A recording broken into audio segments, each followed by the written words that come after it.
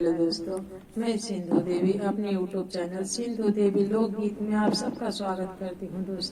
दोस्तों आशा नहीं उम्मीद करते हैं कि आप सब लोग इस चैनल पर बहुत प्यार देंगे। दोस्तों तो देखिए, आज हम एक बेटी के गीत गाने जा रहे हैं। आप लोग कैसे लगे कमेंट बॉक्स में जरूर बताइएगा। दोस्तों अपनी राय शेयर जरूर करिएगा, आप लोग के गीत कैसे लगे। उगता सूरुजवा बहुत निकला गेला तला लगुला बहे अथवा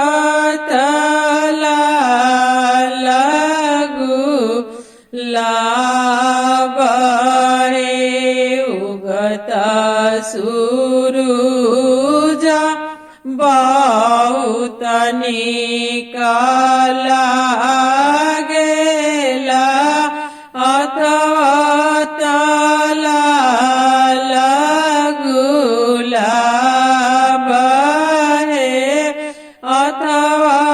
तला लगुला नैहरा जाता बहुत निकला गेला जारा से मामी हमारा है जारा से मामी हमारा पापा मिले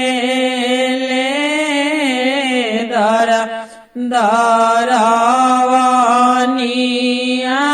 है मामी मिलेली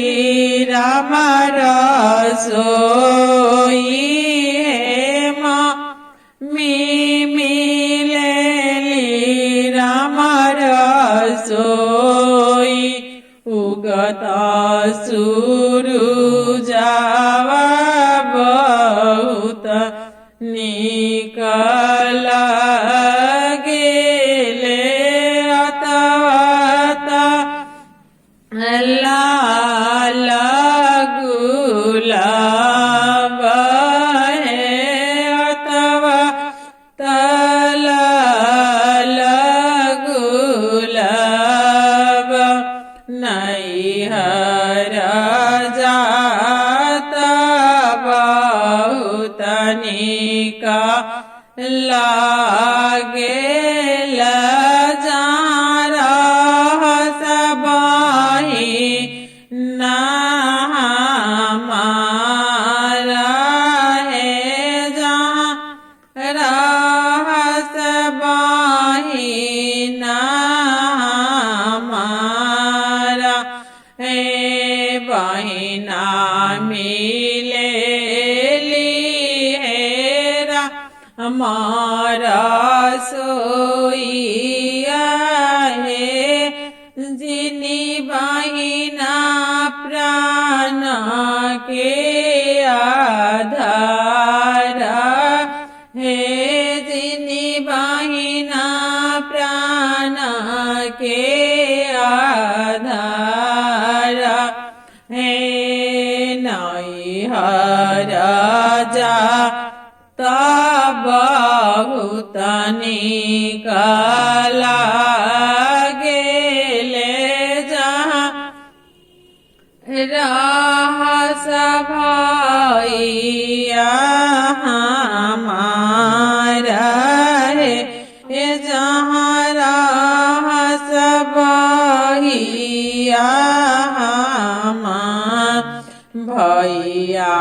मिले अपना ऑफिसिया है भाभी मिलेली राम रसोई